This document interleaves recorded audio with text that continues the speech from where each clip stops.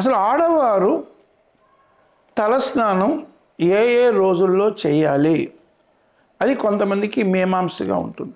ముఖ్యంగా స్త్రీలు చేయవలసిన మొదటి పని సూర్యోదయానికి ముందే లేచి తాను చేయవలసిన విద్యుక్త ధర్మాలలో ఒకటి ఇంటి ముందర కళ్యాపులు చల్లి ముగ్గు వేయాలి. అందరికంటే ముందు లేయాలి, అందరికంటే వెనక పడుకోవాలని శాస్త్రం. ఇల్లాలను చూసి ఇల్లును చూడమన్నారు. కాబట్టి ఇక్కడ మనం తెలుసుకునే విషయాల్లో స్త్రీమూర్తి ఒక శక్తి స్వరూపిణి.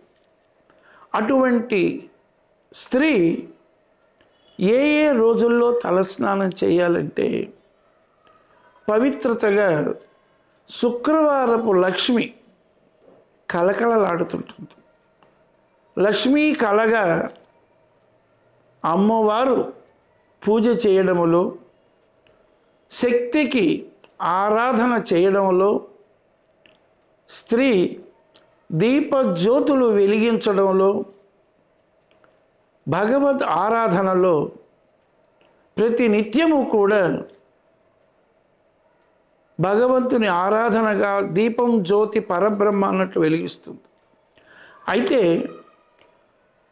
ఏ ఏ రోజుల్లో స్నానం చేయాలంటే శుక్రవారం, మంగళవారం, ఆదివారం. అలాగే ఈ 3 రోజులు తర్వాత శుక్రవారం నాడు సాయం సంధ్యలో పూజ చేసే సమయంలో తలస్నానం చేయకూడదు. సూర్యాస్తమం తర్వాత ఎవరూ తలస్నానం చేయకూడదు. స్త్రీలు ఇంటికి దూరమయ్యేటువంటి స్థితి కలిగినటువంటి స్త్రీలు 3 రోజులు బయట ఉండి 4వ రోజు తలస్నానం చేసి ఇంట్లోకి రావాలి. కానీ భగవత్ ఆరాధనకు ఆ రోజు పనికిరాదు.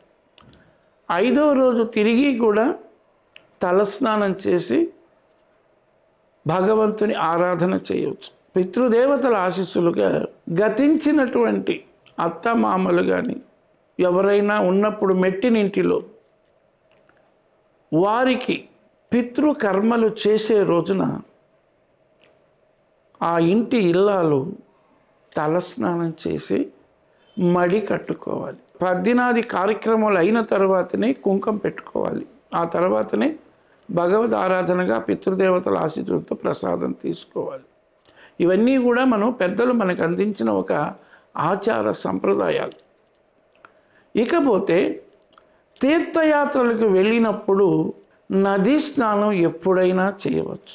కాశీ కానీ రామేశ్వరం కానీ ఏ ప్రదేశాలకు పుణ్య నదులలో గంగేచ యమునై చైవ గోదావరి సరస్వతి నర్మదా సింధు కావేరి జలస్మిన్ సన్నిధంకురు అన్నట్లుగా ఈ పవిత్రమైన నదులలో స్నానం చేసేటప్పుడు తప్పకుండా తలస్నానం చేసుకోవచ్చు. ఎందుకంటే సూర్యోదయాది ముందు సూర్యాస్తమం లోపల వరకే ఈ యొక్క నియమం ఉంది. కాబట్టి సూర్యుడు ఉన్నప్పుడే స్నానం చేయడానికి కూడా ఒక విధం ఉంది. కాబట్టి అప్పుడు స్నానం చేయొచ్చు.